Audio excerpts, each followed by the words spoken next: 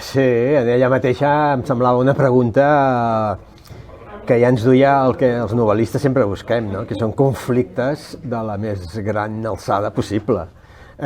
Qui millor expressava aquesta idea de reunir a la mateixa habitació l'amor, la cultura i el poder?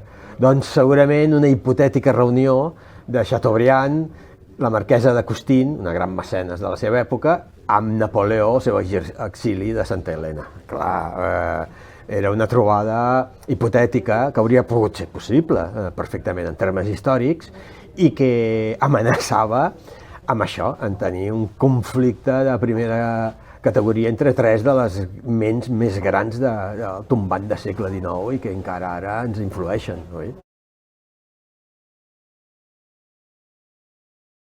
L'element fantàstic sempre m'ha interessat, tot i que no és imprescindible en tots els meus relats, no? Ni fet que no ho són així, però jo m'he dedicat molt al relat fantàstic i especialment al monstre com a tal. Penso que, a veure, és que sembla que siguem el gènere, siguem una cosa a part. Si tu veus la història de la literatura universal, allò estrany és quan no n'hi ha de monstres, és que potser la literatura, la narrativa sempre ens ha servit, crec jo, per conquerir altres realitats. I aquestes altres realitats hi ha de tot. Hi ha entitats benèfiques i n'hi ha de malèfiques.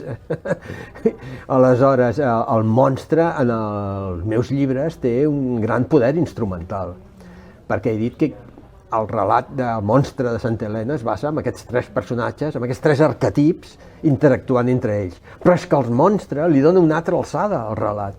És autènticament necessari a nivell estructural, perquè quan apareix el Big Creepy, un monstre abominable, gegantí, a les platges de Santa Helena, les relacions entre els nostres personatges, entre la cultura, el poder i l'amor, varien, es reconfiguren, i això dona una alçada dramàtica al relat molt bona. Què farà ara la cultura? Perquè, esclar, jo vull explicar que a Santa Helena hi havia 3.000 soldats de guàrdia vigilant un sol individu. La humanitat havia tancat aquest monstre, és que també era un monstre, que havia arrasat Europa de Lisboa a Moscou, l'havia tancat allà, i ara ens trobem una nova circumstància, que aquests monstres que arriben per via marítima arrasaran l'illa, i l'única alternativa és que aquells 3.000 soldats que vigilaven Napoleó ara es posin al seu servei, perquè és l'únic geni militar capaç de derrotar el monstre marítim. Home, això et configura el relat, no? Aquest nucli de conflictes, de dilemes. Perquè què farà ara la cultura? Què farà ara Chateaubriand? Perquè, esclar, has d'escollir entre la vida i la tirania. O et mengen els monstres o cedeixes el poder a un dictador suprem.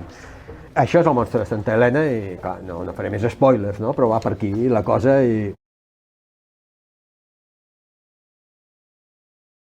És això, és exactament això, el nucli del relat. Clar, no vull fer spoilers, no? Però què poden fer aquests personatges? Perquè realment el dilema en termes narratius, aquesta és la virtut de la ficció, doncs és que ens posa en aquesta situació, no? No ho explicaré, només diré que m'ho vaig passar bomba escrivint aquesta novel·la, les reaccions dels personatges i com s'ubicaven. Bé, jo estic molt content d'una novel·la que, com abans explicava, doncs, no sé, no estava dins prevista, però va sortir com un conte, al principi va evolucionar fins a ser una novel·la.